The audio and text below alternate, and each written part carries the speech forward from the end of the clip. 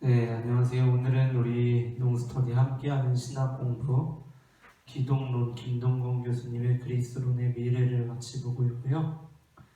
오늘은 제5장 구원 하나님의 은혜인가 인간의 협력인가입니다.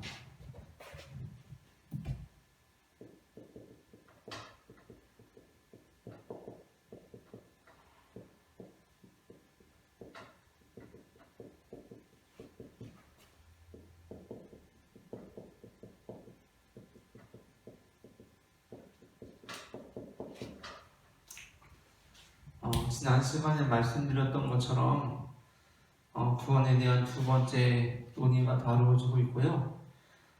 세부적인 내용들은 우리가 사실 이전에 그리스론의 역사에서 다루었던 부분들이 상당 부분 반복되는 그러한 느낌이 있습니다.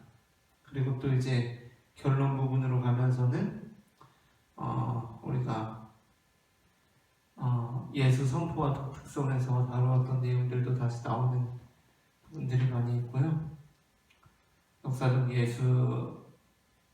예수님의 사역과 관련해서 다루면서는 그 부분들이 나오고 있습니다. 일단 구원.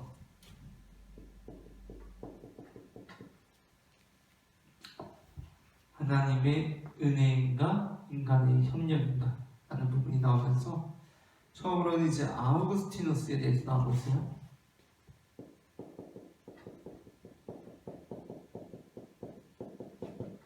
어거스틴에 대해서 나오고 있습니다. 어거스틴은 구원을 어떻게 보았는가, 하나님의 은혜로 보았는가, 인간의 협력으로 보았는가. 큰 틀에서는 이제 하나님의 은혜로 보는 사람이 나오고, 그리고 어떤 하나님의 은혜와 이제 기본적인 틀을 알아야 되는데, 모든 사람들이 다 일단 하나님의 은혜를 강조하긴 합니다. 하나님의 은혜를 강조하긴 하는데, 거기에서 어떤 인간의 협력 부분이 조금 들어가느냐 마느냐 이제 그 차이인데, 그게 이제 미묘한 차이인데, 이제 인간의 협력의 여지를 아예 주지 않거나 아니면 어떠한 사람들은 그래도 일말의 인간의 노력과 의지를 보느냐, 이제 그 차이가 있습니다. 아우구스티누스는 어떻다고 보는 거죠? 아우구스티누스는 은혜, 오직 하나님의 은혜다 라고 아예 제목에 이렇게 써있죠. 오직 은혜라고 보았다라는 겁니다. 그런데 우리가 이제 이 부분하고 관련해서 생각해 보아야 할 거 있어요. 뭐냐면 우리가 지난 시간에 제한구원과 만유구원에 대해서 봤잖아요.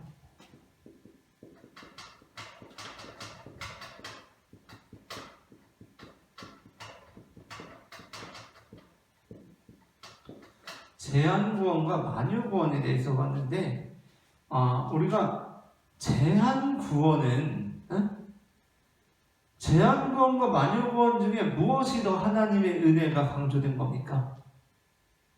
제한구원과 만유구원 중에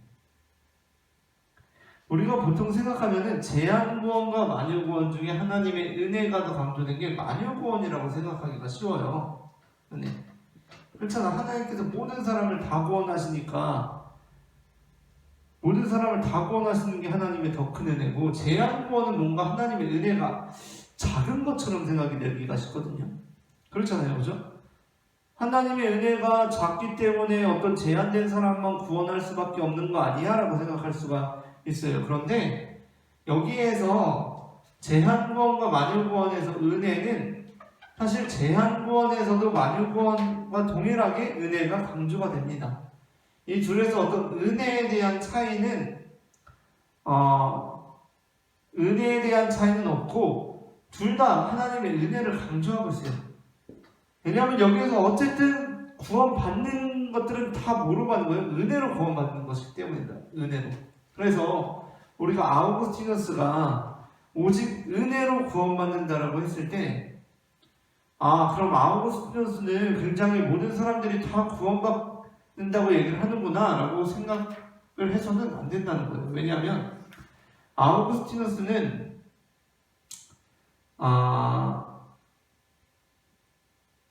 우리 각주를 볼게요.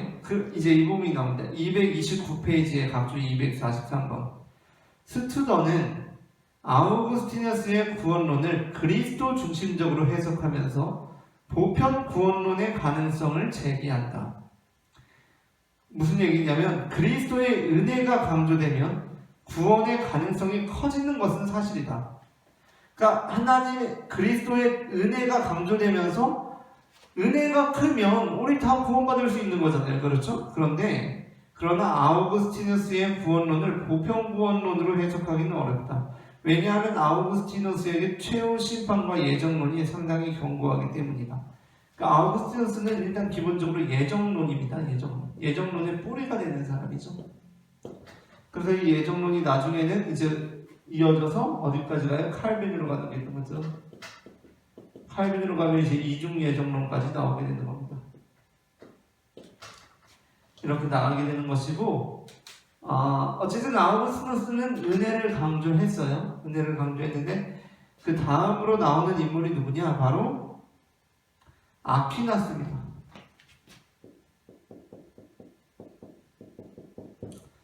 아퀴나스. 여기서 이제 기본적으로 이해해야 될 것이 뭐냐면 아퀴나스 역시 은혜를 강조합니다. 아퀴나스 역시 은혜를 강조하지만 그러나 또한 인간의 어떤 협력의 요소를 인정한다는 거예요. 여기서 아퀴나스가 인간의 어떤 협력을 인정한다는 것은 인간의 능동적인 능력을 인정하는 게 아니에요. 구원을 향한 어떤 인간의 능동적인 능력을 인정하는 게 아니라 아퀴나스는 인간이 그래도 여전한 하나님의 형상이다 임을 인정하는 겁니다. 그러니까 우리가 뭐냐면 하나님께 창조를 받았잖아요. 그렇죠? 하나님께 창조를 받을 때 우리는 어떻게 받았어요? 분명히 하나님의 형상으로 지음을 받았단 말이에요. 그런데 어떻게 돼요? 인간이 타락합니다. 타락하면서 인간은 죄인이 되는 거죠. 그렇죠? 죄인이 될 때 완전히 모든 하나님의 형상을 다 상실한 것이 아니라 그러나 그럼에도 불구하고 우리는 여전히 죄인이지만 하나님의 형상을 가지고 있다. 그래서 우리는 하나님께서 우리를 구원하시지만 우리 또한 그 구원에 협력한다라는 겁니다. 예를 보자면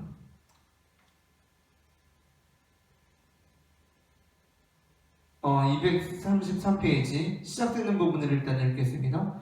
아퀴나스는 인간의 원죄를 인정한다. 원죄는 모든 인간에게 공통된 보편적인 것이다. 모든 사람은 죄 아래에 있다 라는 겁니다. 그런데 쭉 내려와서 이제 그 아래에는 이제 그런 내용들이 나오고 맨 아래에서 6번째 줄 7번째 줄 원죄는 인간 본성의 무기력한 상태를 의미한다. 즉 죄와 타락으로 인해 인간은 본래적 의를 상실했고 인간이 스스로 구원에 이를 수 있는 능동적인 능력은 상실했으나 타락이 인간의 하나님의 형상을 파괴하지는 않았다는 것이다. 인간은 여전히 하나님의 형상이라는 본성을 유지하고 있다. 아퀴나스는 타락한 인간의 본성에 긍정적 요소가 어느 정도 남아있는 것으로 보았다는 겁니다. 아퀴나스는 이제 인간이 비록 범죄하여서 죄 아래에 있고 어떤 능동적인 능력은 상실했지만 구원을 이룰 수 있는 어떤 능동적인 능력은 상실했지만 그러나 그럼에도 불구하고 여전히 하나님의 형상이다. 그래서 우리도 하나님께서 우리를 통해 이루시는 그 은혜에 우리도 협력할 수 있다는 겁니다. 이것이 이제 아퀴나스의 주장이라고 할 수 있고, 세 번째로 나오고 있는 것이 바로 브루노와 바르트의 논쟁이에요.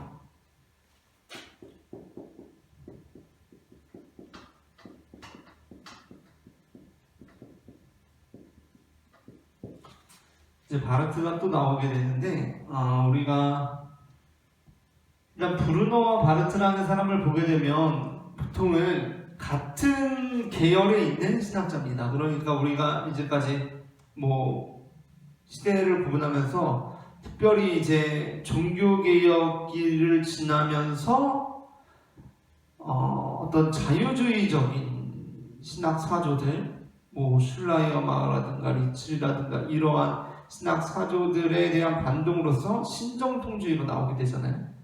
거기에서 이제 나왔던 인물들이 뭐 바르트라든가 불트만이라든가 이러한 인물들이었는데 브루너 역시 그런 신정통주의적인 입장이었다는 거예요. 그런데 그럼에도 불구하고 차이가 있다는 겁니다. 그 같은 어떻게 보면 같은 입장인데 그 안에서도 차이가 있다는 거예요. 여기에서 이제 한쪽으로 말씀을 드리자면 브루너 같은 경우가 조금 더 어떤 인간의 협력을 조금 허용한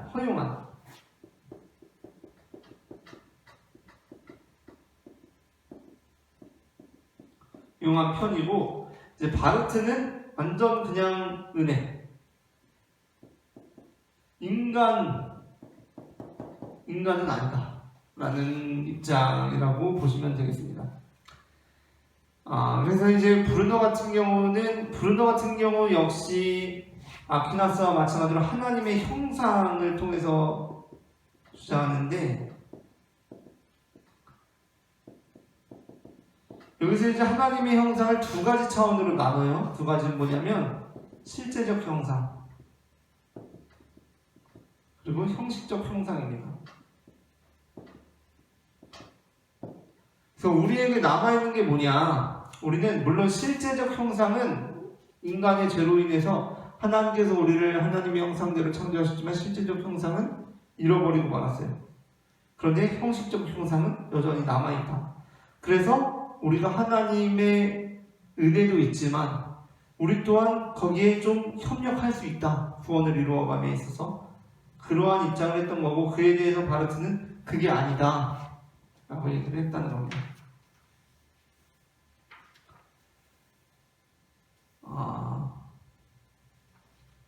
그래서 이 첫째 부분만 읽어보려고 하는데요. 237페이지에 맨 아래줄 브루너는 인간의 형식적 형상으로 인해 인간은 주체이며 책임성이 있다고 본 것이다. 그러나 바르트는 인간이 형식적 형상에 의해 주체이며 책임적인 존재가 될 수 있다는 것에 동의하지 않는다. 바르트는 인간은 구원에 대해 전적으로 무능하며 구원에 있어서 인간과 다른 피조물의 차이는 없다고 보았다는 겁니다. 그러니까 브루너는 조금 더 인간의 어떤 노력, 인간의 협력을 보았는데 바르트는 그게 아니다라는 겁니다.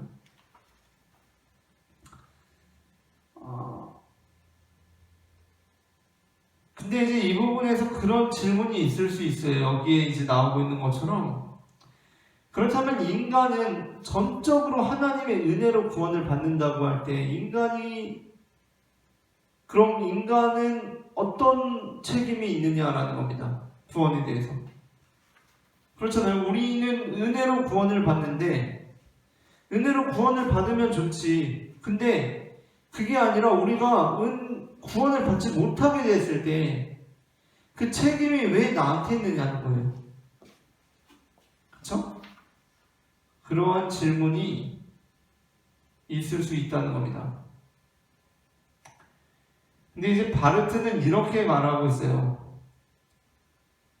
바르트는 240페이지에 맨 아래에서 8번째 줄. 비록 바르트가 은혜의 우선성을 강조했지만 바르트도 그리스도 안에 있는 인간의 주체성을 누구보다 강조했다. 바르트는 이렇게 말한다. 인간은 신앙의 주체이다. 인간이 믿지 하나님이 믿는 것이 아니다.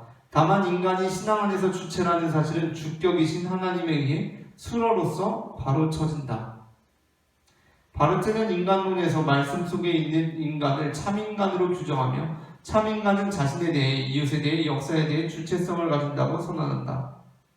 참인간은 그리스도 안에서 부름받은 인간이며 소명 속에 있는 인간이다. 참인간은 인간의 주체로서 인류와 역사를 향한 책임성을 가진다.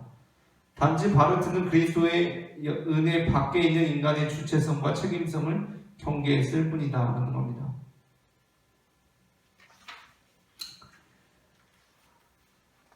이렇게 되면서 이제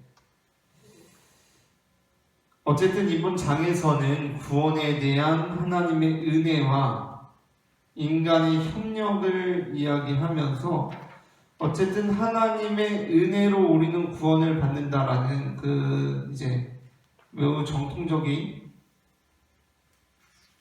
것으로 결론이 지어지고 있어요.